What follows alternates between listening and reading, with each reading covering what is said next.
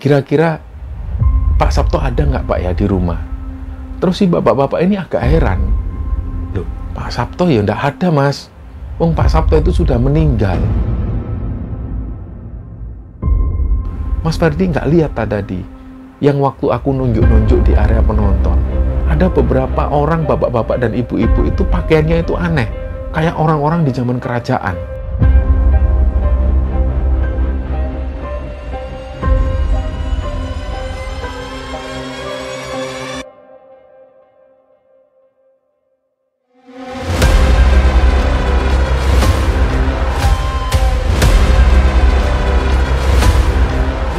Tadi kami sempat ketemu sama mbah-mbah atau kakek-kakek. Beliau bilang, nama Dusun Pringkuning ini memang ada. Dulunya jadi nama desa, tapi sudah nggak dipakai lagi.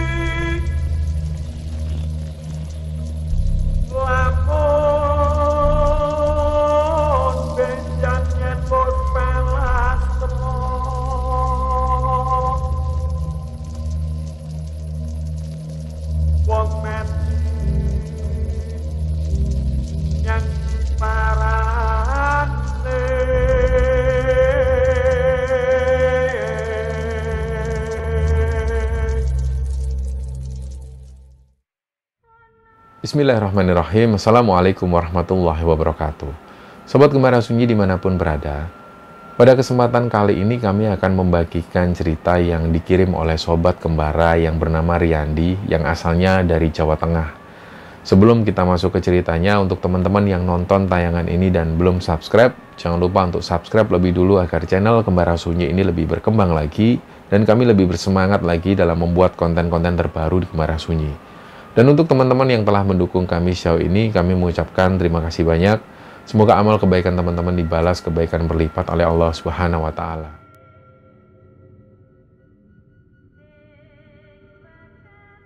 Jadi di cerita di episode kali ini teman-teman, ceritanya dikirim oleh Sobat Gembara yang bernama Riyandi. Nah, Riyandi ini adalah seorang gitaris. Dia sudah lama sekali menggeluti hobi bermusiknya itu. Jadi mulai dari SMP dia sudah hobi bermusik. Dia punya band yang sering banget ikut festival-festival band. Karena selain daripada itu memang kedua orang tua Riyandi ini adalah seorang musisi. Dan kebetulan ibunya Riyandi dulunya adalah seorang penyanyi kafe. Nah dari situlah hobi Riyandi ini didukung penuh oleh kedua orang tuanya.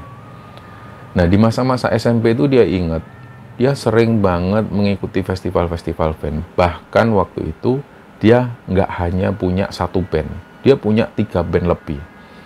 Dia pernah main di band rock, dia juga pernah main di band jazz dan juga pop. Nah dari situlah keahlian Riyandi ini semakin terasa. Sampai pada suatu ketika pas waktu Riyandi ini duduk di bangku SMA, dia semakin sering ngeband. Karena di SMA itu banyak sekali anak-anak yang juga menggeluti hobi bermusik. Disitulah hobi bermusik Riyandi ini semakin terasa. Nah di zaman-zaman itu, di sekitaran tahun 2017, ada satu band cafe. Band ini beberapa personilnya itu memang sudah di atas rata-rata usianya. Umumnya usia mereka itu di atas 50 tahunan, kecuali vokalis-vokalisnya. Band ini punya 3 vokalis, 2 vokalis itu cewek dan 1 vokalis ini laki-laki. Dan semua itu usianya rata-rata sekitar 20 hingga 25 tahunan. Nah selain itu, beberapa personil lainnya ini usianya sudah di atas 50 tahunan. Nah kebetulan band ini membutuhkan seorang gitaris. Karena satu orang gitaris sebelumnya itu sakit untuk waktu yang cukup lama. Jadi mau nggak mau mereka membutuhkan gitaris, dan waktu itu ada info, mereka ini dapat info bahwa ada seorang gitaris Dia masih muda, masih duduk di bangku SMA, tapi permainannya itu juga lumayan. Dari sinilah akhirnya Riyandi itu disuruh untuk mengikuti seleksi tersebut. Singkat cerita, Riyandi pun keterima masuk di band ini.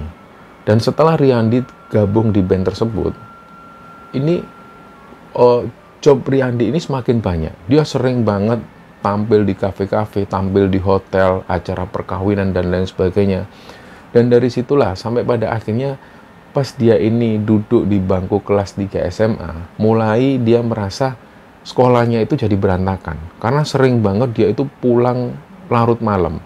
Bahkan kadang juga pulang dini hari. Nah, pada saat itu akhirnya kedua orang tua Riyandi ini bilang ke Riyandi, dia disuruh berhenti sebentar, disuruh untuk istirahat dulu dan fokus di sekolahnya, karena dalam waktu dekat Riyandi ini harus mengikuti ujian. Akhirnya dia pun izin ke semua personil, Riyandi pun diizinkan. Sekitar 1 bulan kemudian setelah mengikuti ujian, akhirnya Riyandi ini lulus dari SMA. Nah, mulai lulus SMA inilah dia semakin aktif ngeband bersama bandnya itu. Jadi waktu itu di sekitaran tahun 2019, jadi band ini punya satu manajer namanya Ferdi. Ferdi ini anak kuliahan dan dia pinter, dia cekatan sekali. Dari Ferdi inilah banyak sekali job-job yang didapatkan oleh band tersebut. Nah, kebetulan band ini bisa main musik apapun. Musik pop bisa, dangdut bisa. Nah, jadi dari situlah band ini banyak sekali orderan, banyak sekali job-joban. Di sekitaran tahun 2019 itu, Ferdi ini dapat telepon. Waktu itu malam hari ceritanya, nggak biasanya Ferdi itu nggak bisa tidur. Jadi malam itu dia gelisah. Kayak ada sesuatu yang mengganggu pikirannya, tapi dia sendiri nggak tahu itu apa. Nah, cerita Ferdi inilah yang belakangan diceritakan ke semua orang, termasuk personilnya dan termasuk si Riyandi ini. Malam itu tiba-tiba Ferdi ini ngerasa kayak ada yang ngawasi. Dia keluar kamar, kayak bener-bener kayak orang panik. Dia sempat buka pintu, lihat ke arah luar rumah, dilihat mungkin kayak ada orang yang datang. Tapi begitu dipastikan ternyata nggak ada orang sama sekali. Terus dia ini sempat ngetuk pintu kamar kedua orang tuanya. Yang keluar ibunya, terus dia tanya si Ferdi ini, "Bu, ibu tadi dengar nggak ada orang yang ngetuk pintu?" Nah, ibunya bilang, "Nggak ada itu, Kak. Kamu salah dengar mungkin." "Oh ya sudah, Bu, mungkin aku salah dengar." Nah, si Ferdi balik lagi ke kamarnya. Pas sebelum dia ini tidur, dia itu mendengar lagi ada suara ketukan pintu rumah. Dan itu jelas banget. Dari situ dia keluar kamar dan dia bukalah pintu rumahnya itu. Ternyata nggak ada orang sama sekali. Nah, pas waktu dia buka pintu rumah ini, teleponnya itu berbunyi. Dia langsung menuju ke kamar, angkat telepon itu. Biasanya nggak ada orang yang telepon di jam-jam seperti itu. Itu sudah jam 11 malam. Nah, begitu diangkat oleh si Ferdi ini, dia bilang, "Ini siapa?" Karena nomornya tidak dikenal. Nah, yang bicara ini adalah seorang bapak-bapak, mungkin usianya sekitar 45 tahunan. Beliau bilang, "Ini Mas Ferdi ya?" "Iya Pak, ada apa Pak?" "Saya mau datangkan band itu bisa ya?" "Oh bisa Pak, untuk tanggal berapa?" Terus pas Ferdi tanya seperti itu, si bapak-bapak ini bilang, "Oh sebentar, ini ada yang mau ngomong." "Iya Pak, silahkan." Nah, telepon ini beralih ke seorang bapak-bapak yang suaranya itu lebih tua lagi. Kelihatan usianya seperti usia 60 tahunan lah. Dan suara bapak-bapak ini agak serak. Nah, beliau bilang, "Ini Mas Ferdi, saya mau ngundang bandnya itu. Saya sudah tahu mainnya itu bagus. Datang ke rumah saya. Ini saya mau bikin acara untuk ulang tahun anak saya. Bisa ya?" "Oh bisa Bapak. Untuk tanggal berapa ya?" Nah, Ferdi ini lupa tanggalnya, tapi dia ingat waktu itu bulan Mei tahun 2019. Jadi di situ Ferdi langsung catat, dan karena beliau ini banyak tanya, "Itu bandnya itu bisa ya? Nyanyi lagu Mandarinan bisa ya?" "Oh bisa Bapak, semua bisa. Lagu Jawa bisa, Mandarin bisa, pop, jazz semua bisa. Bahkan dangdut pun bisa." "Oh iya ya. Saya cuma butuh lagu-lagu Mandarin." "Iya Bapak, kami ada list lagu-lagu Mandarin. Kami bisa lagu Mandarin sekitar 20-an lagu lah. Nanti bisa request. Oh ya sudah, cukup. Nah, beliau ini ngobrol, mempertanyakan tentang band dan lain sebagainya, itu hampir sekitar 20 menitan lebih. Sampai-sampai waktu itu Ferdi menjelaskan secara detail ke bapak-bapak ini. Beliau bilang bahwa nama beliau ini adalah Pak Sabto. Ferdi dan teman-teman disuruh hadir ke rumah beliau, tapi acara ini nantinya akan diselenggarakan di sebuah lapangan kecil nggak jauh dari rumahnya. Nah, itulah yang ditangkap oleh Ferdi, dan Ferdi waktu itu sudah dikasih alamat, tapi waktu itu dia lupa. Biasanya Ferdi ini langsung menjelaskan nomor rekeningnya ini, dan biasanya orang yang mengundang band tersebut harus bayar DP lebih dulu.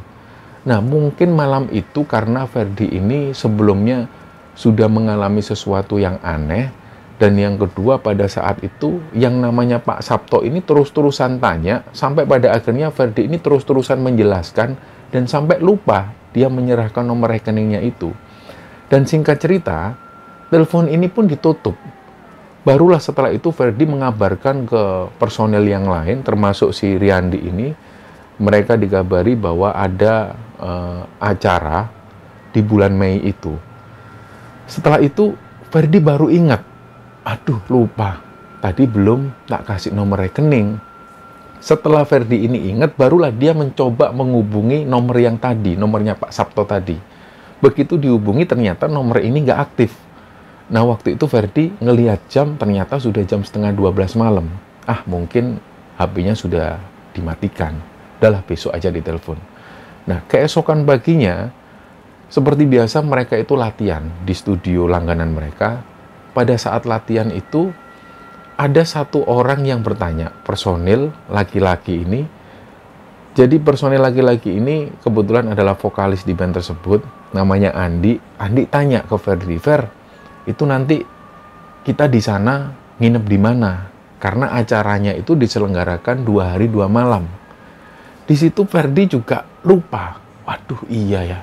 Aku belum tanya. Dijelaskanlah ke Ferdi, itu karena orangnya ini, Pak Sabto ini banyak tanya. Aku sampai lupa, ngeblank. Belum jelasin masalah pembayaran, belum juga menjelaskan masalah penginapan di sana seperti apa. Nah, biasanya setiap kali mereka ini tampil di luar kota, itu mereka selalu membawa satu buah mobil. Satu mobil ini mobil Panther yang biasa mereka pakai untuk personil, dan satu mobil lagi adalah mobil box. Biasanya mobil box ini untuk menempatkan barang-barang atau alat-alat musik mereka. Nah, disitulah ketika vokalisnya ini tanya, si Andi itu tanya, Ferdi juga menjelaskan, sorry, aku lupa. Aku belum tanya, karena waktu itu ngeblank. Coba nanti siang aku telepon lagi. Barulah siang itu sekitar jam 2, Ferdi coba telepon lagi, dihubungi lagi nomor ini. Ternyata nomor Pak Sabto ini nggak aktif. Nah, di situ Ferdi mikir, ini orang nggak jelas nih kayaknya. Kalau orang niat, dia pasti tanya nomor rekening, dia langsung bayar DP. Sebelum-sebelumnya, setiap kali si Ferdi ini dapat job, selalu seperti itu. Memang mekanismenya seperti itu. Tapi kali itu, ketika Pak Sabto ini yang mencoba menghubungi si Ferdi, ini orang kayaknya nggak niat. Sudah 2 kali dihubungi, nomornya nggak aktif, apalagi beliau ini belum bayar DP. Akhirnya Ferdi menjelaskan ke semua personil, ini kayaknya jobnya nggak jelas. Jadi kita fokus ke job yang lain aja. Nah, waktu itu karena di tanggal yang sama, mereka juga belum dapat job. Jadi ada usulan dari Riyandi, gini aja Fer, kalau di tanggal itu kita belum dapat job, kita datang aja lah, langsung kita datang ke lokasi, nanti pembayaran diselesaikan di sana. Gimana? Nah, semua personil akhirnya setuju. Karena beberapa personil ini juga usianya di atas 50 tahunan. Umumnya, bapak-bapak ini menyerahkan semua kepada Ferdi dan yang muda-muda. Jadi apapun kata mereka, mereka ngikut. Akhirnya mendekati hari H, di sekitaran hari Kamis, malam Jumat, job mereka ini belum ada untuk tanggal yang sama itu. Pada akhirnya mereka memutuskan, ya sudahlah, kita hadiri aja lah yang acaranya Pak Sabto itu, yang ulang tahun anaknya. Daripada kita nggak ada job di hari itu, ya sudah, semua sepakat ya. Akhirnya semua sepakat, berangkatlah mereka di hari Jumat siang. Sekitar jam 10 siang mereka berangkat menggunakan 2 mobil, dan begitu sampai di lokasi itu sekitar jam 2 siang. Nah, lokasi ini memang benar alamatnya, dan di situ ada lapangan kecil, di samping lapangan itu terdapat banyak sekali pohon-pohon besar. Mereka awalnya nggak tahu, dan mereka nunggu di sana. Yang dilakukan oleh Ferdi pertama kali, dia harus mencari rumah Pak Sabto. Jadi ada warga yang kebetulan lewat di sekitar sana. Ferdi tanya, "Pak, permisi, saya mau tanya, rumah Pak Sabto di sebelah mana ya?" Nah, satu orang warga ini menjawab, "Oh, nggak tahu ya mas, nggak ada mas yang namanya Pak Sabto." "Oh, nggak ada ya? Orangnya itu asli sini kok pak."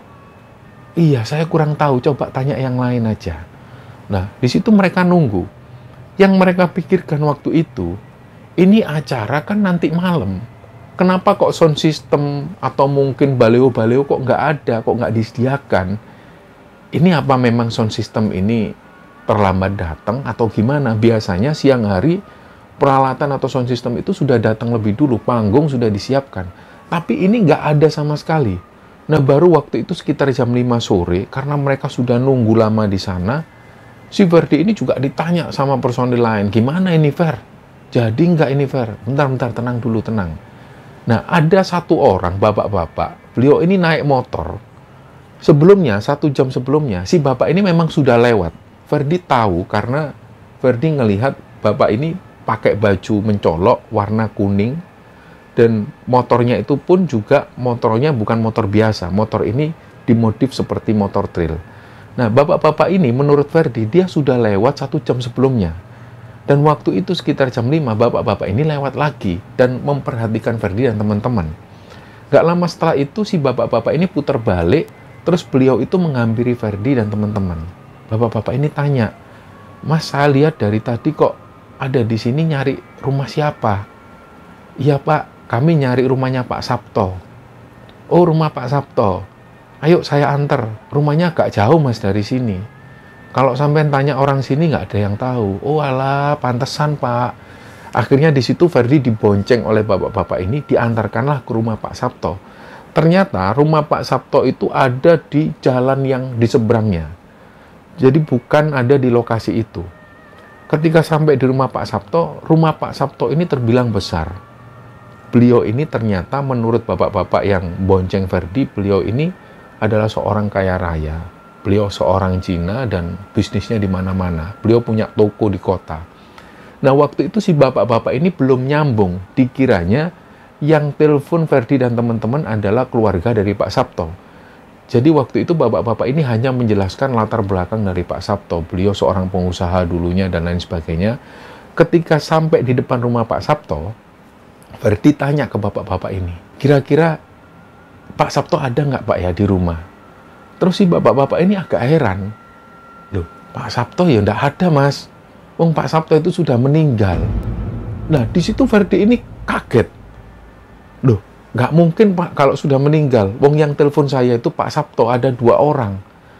Selain Pak Sabto ada lagi bapak-bapak sekitar 40 tahunan lah." "Waduh mas, saya nggak tahu mas. Mas tanya sendiri aja ke keluarganya. Yang jelas Pak Sabto itu sudah meninggal mas."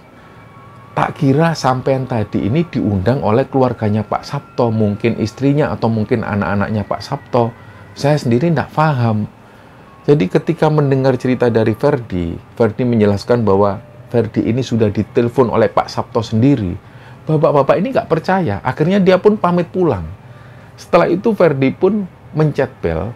Nggak lama setelah itu keluarlah ibu-ibu pembantu rumah tangga yang ada di sana. Ferdi tanya, "Bu, ini bener rumah Pak Sabto?" "Oh iya mas, mau ketemu siapa?" Lah karena Ferdi tahu dari bapak-bapak yang sebelumnya Pak Sabto sudah meninggal, Ferdi nggak mau mencari Pak Sabto. Dia bilang ke pembantu rumah tangga ini, "Saya mau cari istrinya Pak Sabto, ada?" "Oh ada, tunggu sebentar ya. Masnya siapa namanya?" "Saya Ferdi." Nggak lama setelah itu, istri Pak Sabto ini keluar bersama 1 orang anaknya. Nah beliau tanya, "Siapa ya?" "Saya Ferdi bu, saya mau menjelaskan." "Oh iya ya sudah masuk dulu." Begitu Ferdi masuk, Ferdi menjelaskan, "Ini gini bu, saya itu kapan lalu dapat telepon dari bapak-bapak. Beliau ini bilang nama beliau ini Pak Sabto. ngundang kami ke sini bersama band kami, katanya beliau mau merayakan ulang tahun anaknya. Nah, si ibu-ibu ini, istri Pak Sabto itu kaget. Yang bener Thomas, iya Bu, saya ini benar-benar dapat telepon dan beliau ngakunya namanya Pak Sabto. Saya sendiri juga nggak tahu. Kata bapak-bapak yang ngantar saya ke sini tadi, katanya Pak Sabto sudah meninggal. Nah, terus anaknya ini jawab. Anaknya itu usianya sekitar 20 tahunan. Anaknya ini bilang, iya, papa sudah nggak ada. Sudah dari tahun 2005. Nah, semakin bingung lah si Ferdi ini. Terus, saya harus ngomong apa, Bu? Masa saya mengada-ada? Pak Sabto sendiri ini bilang alamatnya di sini, beliau mau mengadakan acara di lapangan yang ada di seberang. Jadi teman-teman saya dan semua peralatan band saya ini masih ada di sana.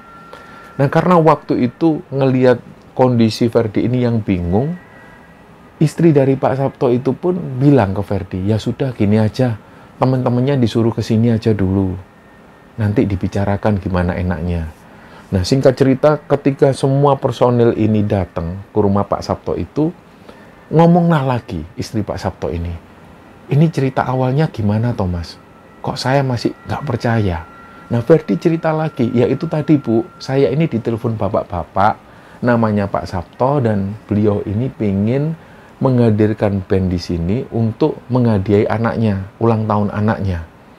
Terus istri Pak Sabto ini bilang, memang anak kami yang namanya Jasmine itu ulang tahun kemarin. Dan biasanya, waktu masih ada papanya itu, memang Pak Sabto itu sering ngadain acara di sini setiap kali ulang tahunnya Jasmine. Itu kakak-kakaknya Jasmine ini nggak pernah diulang tahun kayak si Jasmine. Saya sendiri juga heran. Nah, Ferdi menjelaskan, pokoknya Pak Sabto itu bilang, kami ini disuruh membawakan lagu-lagu Mandarin. Terus Pak Sabto itu juga tanya, apa kalian bisa nyanyikan lagu Mandarin?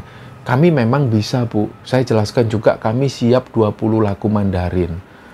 Terus waktu itu saya juga lupa.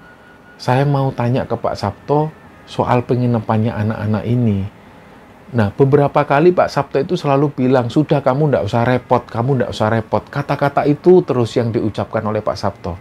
Nah, dari sinilah istri Pak Sabto dan juga anak-anaknya itu kaget mendengar Ferdi ngomong seperti itu. Mah, itu bukannya papa itu sering ngomong gitu. Nah, menurut anak-anaknya Pak Sabto, memang semasa hidupnya, Pak Sabto itu sering kali mengungkapkan kalimat, sudah kamu nggak usah repot, udah gini aja, udah nggak usah repot. Nah, dari kata-kata Ferdi inilah, mereka itu kayak ngerasa percaya nggak percaya, kok kayaknya memang benar, memang papa itu sering ngomong gitu, kalimatnya itu sering nggak usah repot, nggak usah repot. Dari situ mereka ini bingung, masa iya papa ini kan sudah lama meninggal. Tapi dari penjelasan si Ferdi, orang yang bernama Pak Sabto ini selalu sering mengucapkan kata-kata nggak usah repot. Dan itu memang Pak Sabto banget. Orangnya selalu sering ngomong seperti itu. Akhirnya ketika semua ada di sana, mereka ini diundang makan ke dalam. Dan mereka ngobrol-ngobrol. Dan yang sering kali ditanyakan oleh Jasmine itu, dia sering tanya ke Ferdi, Mas, kalau boleh tahu, suara papa itu gimana? Ya, Ferdi menjelaskan suaranya agak serak-serak. Nah, si Jasmine itu membenarkan terus. Iya, bener-bener. Itu suara papa, bener-bener. Terus, papa ngomong apa lagi?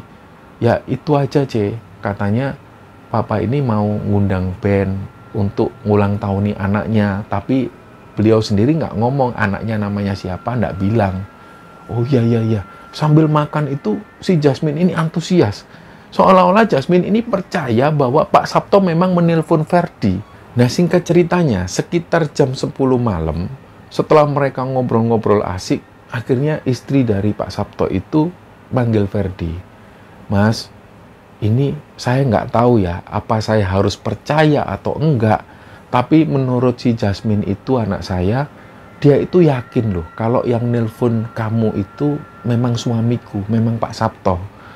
Terus aku ini nggak bisa ngasih apa-apa. Terus berhubung kalian sudah datang ke sini jauh-jauh, ini ada sedikit dari kami. Semoga bisa mengganti biaya transportasi. Nah, singkat cerita mereka ini diberi amplopan yang mereka sendiri nggak tahu ini isinya berapa. Setelah itu mereka pamit, mereka juga minta maaf, dan mereka akhirnya pulang. Sesampainya di rumah mereka itu sekitar jam 3 dini hari.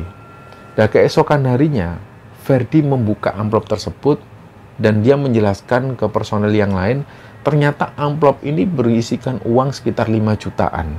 Nah, setelah kejadian itu, sudah nggak ada lagi kejadian-kejadian yang mereka alami. Sampai pada saat itu COVID melanda, dan mereka ini sempat vakum beberapa saat karena banyak kafe-kafe dan juga hotel-hotel yang tutup. Dan barulah di sekitaran tahun 2022, mulai ada job lagi. Pertama kali mereka ada job itu di acara wisuda. Mereka ngisi di sana. Nah, sampai pada suatu ketika, di tahun 2022, di bulan Oktober, malam itu Ferdi merasakan sesuatu yang aneh lagi.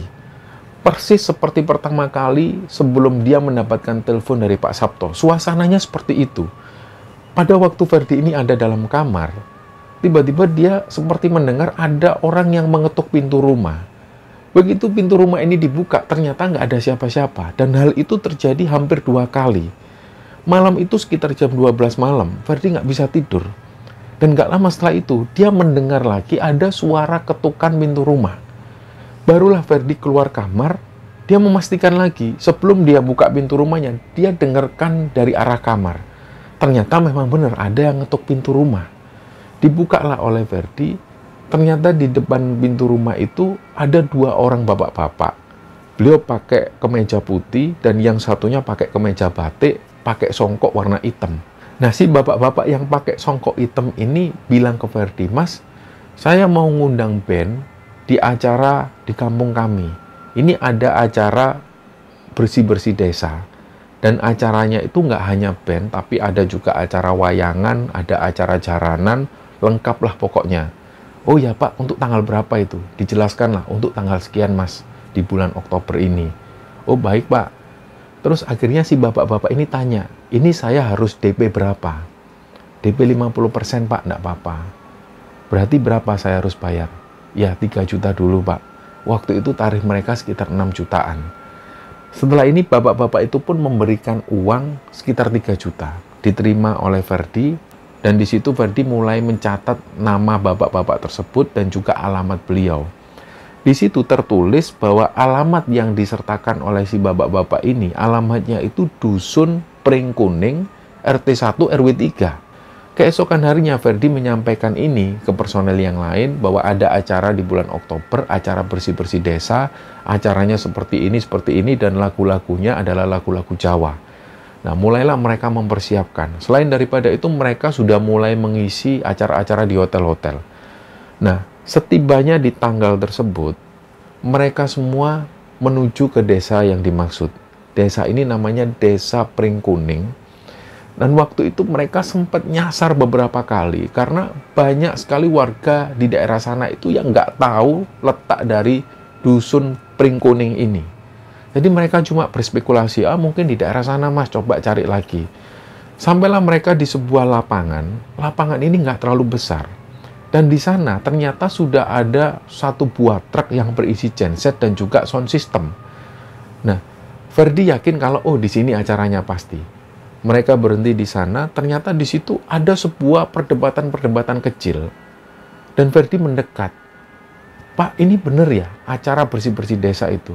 "Oh ya Mas, ini rombongan dari mana?" "Kami rombongan band Pak." "Walah Mas, kami ini dari tadi di sini juga bingung." "Lu bingung kenapa Pak?" "Ini penjelasan dari orang-orang sound system." Ternyata menurut mereka, mereka ini sudah datang lebih dulu dari jam 11 siang. Dan mereka juga bilang bahwa mereka ini sempat nyasar beberapa kali karena nggak ada warga yang ada di sana itu mengetahui tentang Dusun Pring Kuning ini. Dan sampai mereka itu akhirnya dipanggilkan orang yang lebih tua. Ada kakek-kakek yang datang. Kakek-kakek ini bilang, "Ono, Desa Pring Kuning itu ono." Nah, pengakuan kakek-kakek ini seperti itu. Nah, si kakek-kakek ini bilang bahwa yang paham tentang Dusun Pring Kuning itu cuma orang-orang lama. Itu nama desa yang dulu pernah dipakai. Sekarang nama desanya itu ganti. "Itu Mas, lewat sana."